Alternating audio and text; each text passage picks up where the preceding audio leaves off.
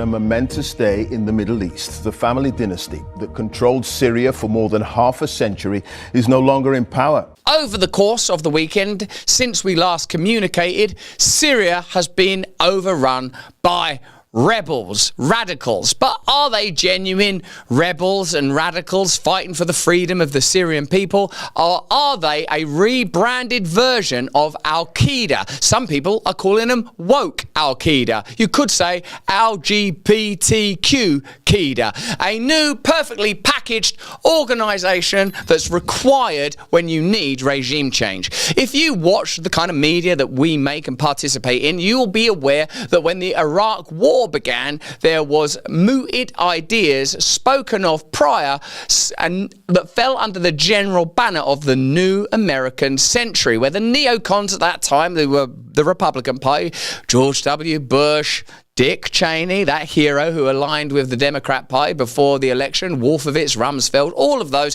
had a vision for a new America where like Libya had to be taken over, Iran had to be taken over, Iraq had to be taken over, Syria had to be taken over. All these countries had to be conquered and captured. Yet, how to do it? If you watch content like ours, you'll know that the Mujahideen was sponsored by the CIA in Afghanistan, and that gave birth to Al-Qaeda in the first place.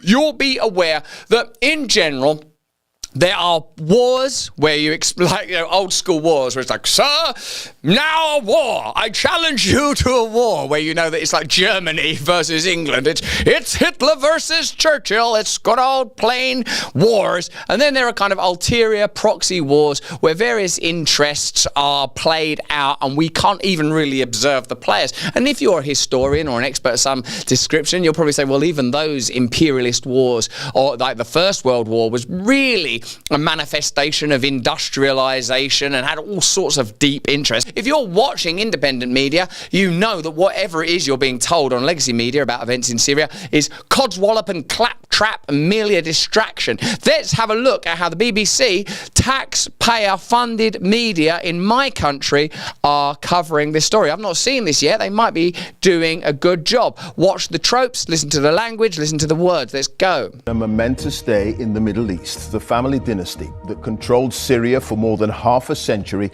is no longer in power, with President Bashar al-Assad having fled the country as rebel forces closed in on the capital, Damascus. Rebel forces, it's a trap! Like, you're invited to watch this like it's Star Wars. They want you to receive this like a child, like an idiot. Let's go back to Thousands of people celebrated in the main square, chanting freedom after the rebels seized control, seemingly bringing to an end a civil war that's lasted 13 brutal years. There's been a civil war. It's been brutal. We've been doing our best. Like, this is so shallow, such a vacuous and shallow appraisal of events. Like, when later on I might have to explain this to my children, they're 6 and 8. And I've also got an even younger child. I would not insult them with this level of analysis. Let's have a look. But when the end came, it came quickly. The speed of the rebel victory astonishing. It was only on Tuesday that the city of Aleppo was captured in a shock offensive. Then by the weekend, they had full control of Homs, and the province of Daraa was in their grasp. Then overnight, the rebels entered the capital, meeting almost no resistance. Why is it that when you hear the words, the rebels were there overnight, that what you see is a sort of a member of the press? Is that to cue up that we're going to a correspondent? We have a correspondent on the ground now to tell you so much truth, you're going to fart out truth bubbles from your butthole. Well, Barbara Plett-Usher, who was the first Western journalist to enter Damascus as the city fell, reports now on a day of high drama. First, we won the race. I actually wore no shoes and socks and was there in record time. This is an extraordinary moment, a seismic change in Syria's balance of power. The strong man of Damascus, Bashar al-Assad, is gone. Rebels have declared victory. I've already seen this program already. Don't you remember? We've seen this in Iraq. Saddam Hussein was overthrown. He's been down a hole. He's got a big beard now and a little Mars bar. There was a Mars bar down there. Check it. It's one of the main details I remembered. Now I suppose how this is going to play out is like via the actual macro geopolitical struggles, given that Assad is in Russia. One of the reasons people go into real tizzies, spasms and mad rages when Tucker Carlson turns up in Russia is because they want you only to have that information. Here is the information. You aren't clever enough to understand this. Look at yourself. Look down your trousers. You've been masturbating, haven't you? You've been watching pornography and eating sugary foods. Let's not investigate how that got promoted and seeped into your life like a foggiest gas, poisoning and intoxicating you. Here's some information that you can probably barely understand because you're covered in dry sperm. Back to some information from me. We were the first Western journalists to reach the capital just hours after it fell. This is where people are celebrating in the central Umayyad Square, civilians and rebels. Their sort of casual grandiosity. I've had to wear this hat now and this flak jacket. And think about how they report when there's disruption in the UK as well. There are massive disruptions going on in the UK. I'm not suggesting it's comparable to what's happening in Syria right now, except in so much as the native British population are extremely unsettled and unhappy with their globalist government. They've basically been put in there while they were elected on a mandate. Look at how they shuffle and manoeuvre claims made while campaigning, ushered to the sidelines in office. This is why this moment in your country, America, is so fascinating, because whatever you think about Elon Musk and Donald Trump, whoever was in control really while the Biden administration was in control did not want that result.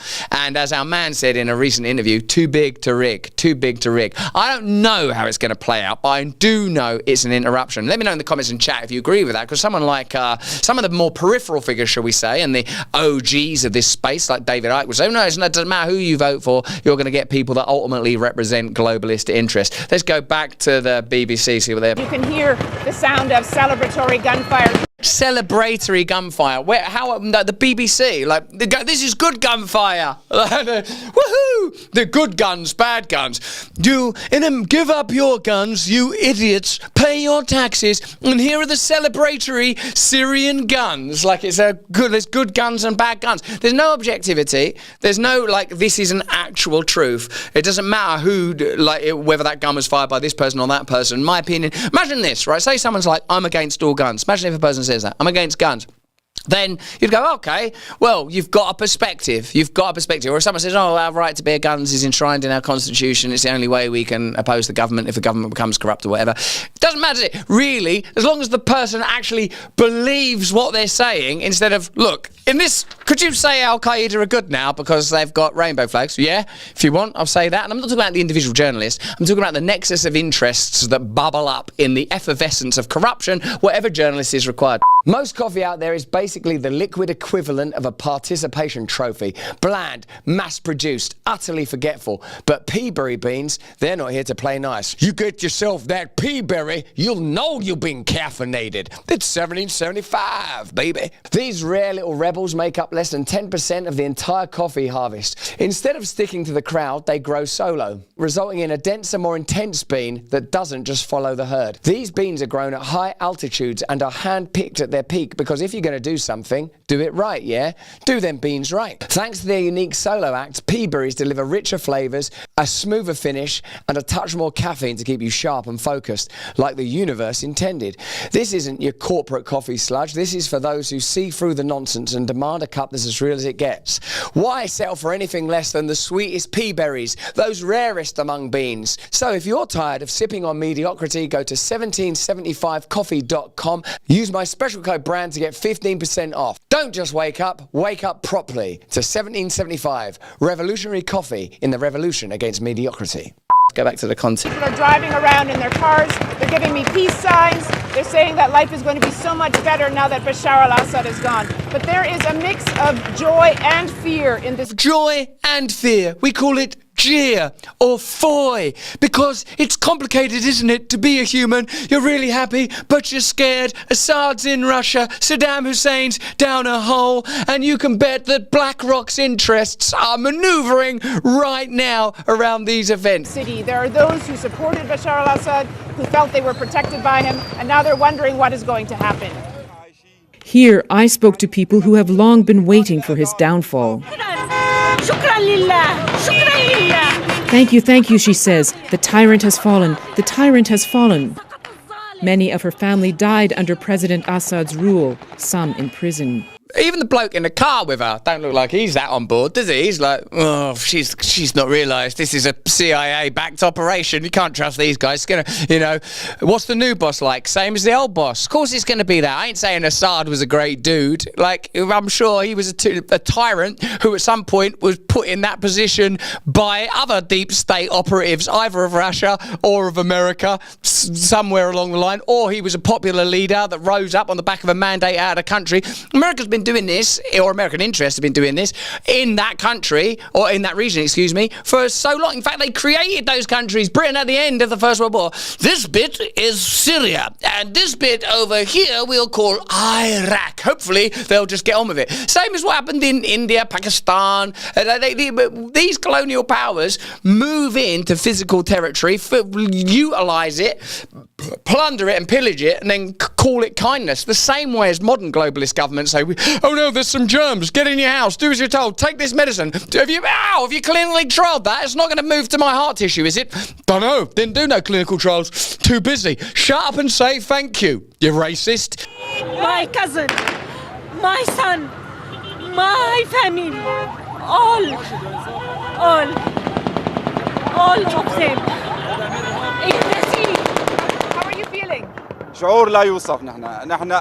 It's an indescribable feeling. We're so happy. If I had to describe it, I'd probably call it jeer or foy, a combination of joy and fear, all muddled up and mixed up. I'm not saying that them people that the BBC are talking to are not entirely sincere. Of course they're entirely sincere. I'm saying, they're not doing that live, right? They've gone and they've done interviews out there and they've said, go and talk to people that feel happy about it on the ground. They fill it up like little buckets. I've worked at the BBC. I've worked for the BBC. I know how these things work. I've been inside legacy media. I understand how it functions. This is one of the few things I actually know a lot about. And when you put these things together, you just ring that bell, use that colour, there you go, there's your package. That's why they always say on the same. That's why you never get someone on the news sort of go, all right, there's been a thing there's been a revolution in Syria and that. We just have to get into it. Assad, he was leader for a while. A lot of people were a bit shaky on Assad. A lot of people said there was these poison attacks, but when they investigated this use of these weapons against their own population, it seemed like it might be duplicitous. You can look at Aaron Mate's work for that. Apparently, Assad's father was in government, and between them, the Assad family have run the country for half a century. And whether or not you agree with how Syria's run, surely you would agree that your tax dollars shouldn't be used for coup after coup in various regions, reframing rebel sources to the convenience and expedience of the interests of globalists. You agree with that, right? Well, the BBC don't. The BBC and the New York Times and all of the legacy media that are, thank you, Lord, falling apart before our very eyes, want you to see it their way. But that's just what I think. Let me know what you think in the comments and chat, and let's see what Jeffrey Sachs says. Here's Jeffrey Sachs, who you can trust. Remember, we've been talking to Jeffrey Sachs for a long time. Him, Mearsheimer. They're the people that sort of act like, proper academics that go, no, I think we might have provoked that war or funded it. Here's Jeffrey Sachs talking about how Obama, remember him? He was a goodie, wasn't he, for a while? How he deployed the CIA in a regime change op to begin the Syrian civil war to take out Assad, the armed jihadists, and created ISIS, who I believe were a band a bit like ABBA, quite an enjoyable little group, but instead of hits, it was chopping off people's heads. In a minute, but get ready, you might say, hey, don't make jokes about ISIS. Well, how long before they're goodies? ISIS are a bunch of lovely, the new ISIS ice creams. One lick and your head will literally fall off. They'll just tell us whatever they want to tell us. ISIS are good now. Hey, thanks for watching. If you want to see more uncensored content where free speech can flourish, join our live stream. Click the link right here to watch the next video if you want to, or become a member of a growing movement. Download the Rumble app and you'll be informed every time we make a new piece of content. Stay free.